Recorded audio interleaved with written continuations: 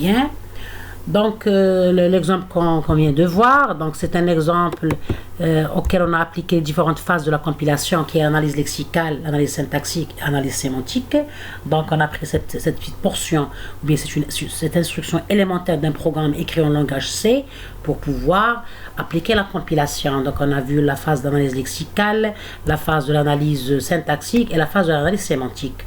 Donc, on a vu que, en général, l'analyse syntaxique et lexicale constituent en fait un même problème, c'est-à-dire un même niveau, c'est-à-dire c'est une même phase avec deux niveaux différents, complémentaires. Il y a premièrement le fait c'est-à-dire de reconnaître une combinaison valide d'entités, une combinaison des caractères formant des lexèmes, puis l'analyse lexicale, c'est-à-dire pour l'analyse lexicale, elle reconnaît, bien elle corrige la notion des lexèmes chacun à part. Puis, l'analyse syntaxique, elle corrige le lien, la combinaison, bien la concaténation entre les différents lexèmes ou bien les différents tokens pour voir s'ils sont écrits syntaxiquement, c'est-à-dire correct. L'écriture syntaxique, elle est correcte. Donc, le fait de dire, c'est-à-dire un programme, il est compilé. Donc, le programme, d'une façon élémentaire, il est formé de plusieurs instructions. Ok, donc chaque instruction, elle doit être écrite d'une façon syntaxique correcte, c'est d'une façon lexicale et syntaxiquement correcte, puis sémantiquement correcte. Donc un programme, il est compilé, c'est-à-dire en vrac d'une seule fois. Il est compilé, mais la compilation, elle va intervenir instruction par instruction, comme ici. Dans notre exemple, on a pris une seule instruction élémentaire d'un programme écrit en C. Pour voir les différentes phases, et bien sûr j'ai pris un petit exemple, une seule instruction pour simplifier la compréhension. Donc, en général, la théorie des langages permet de résoudre ce type de problème. Donc on a parlé de la compilation qui vient à la suite de la théorie des langages. Parce que le fait de dire qu'on voudrait, c'est-à-dire la compilation, elle permet de corriger le problème lexicalement, syntaxiquement et sémantiquement. Donc cette correction, pour corriger quelque chose, on doit avoir un repère utilisé pour dire si c'est correct ou non. C'est le repère qui va nous permettre.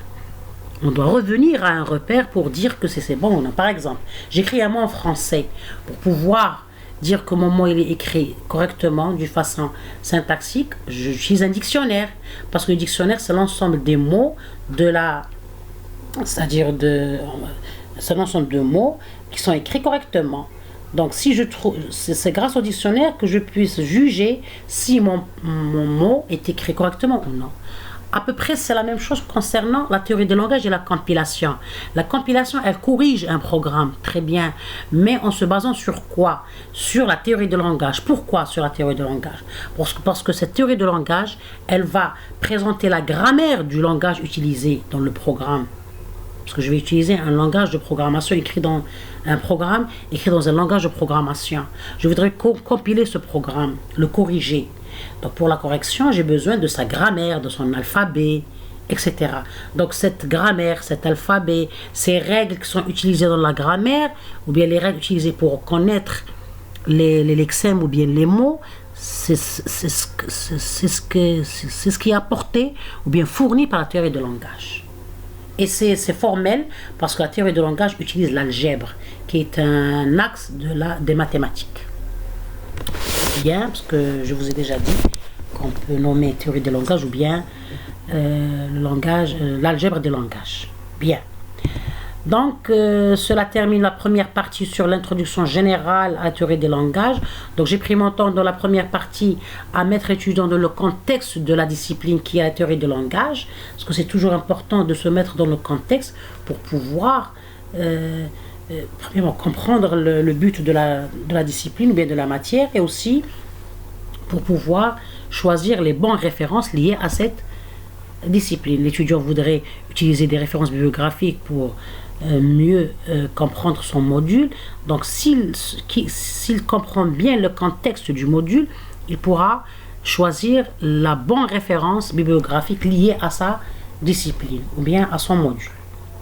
Donc la deuxième partie va concerner les notions de base en théorie des langages. Donc la théorie des langages, elle a les notions de base importantes qui sont, premièrement, l'alphabet. Pour définir un langage, on a besoin de l'alphabet. Donc, qui dit alphabet? Alphabet, c'est-à-dire c'est l'ensemble des symboles, on va le définir par la suite, et les mots. Donc, il y a la notion d'alphabet et mots. Puis, il y a le langage, qui utilise cet alphabet et ces mots. Puis, il y a la grammaire, les différentes grammaires et les types de grammaires. Donc, ces notions de base vont être, c'est-à-dire, c'est les contextes de base de la théorie des langages. Donc, ces notions de base, on va les voir en détail en fournissant une définition de chaque contexte ou bien de chaque concept et en donnant des exemples. Donc, à la prochaine vidéo. Merci.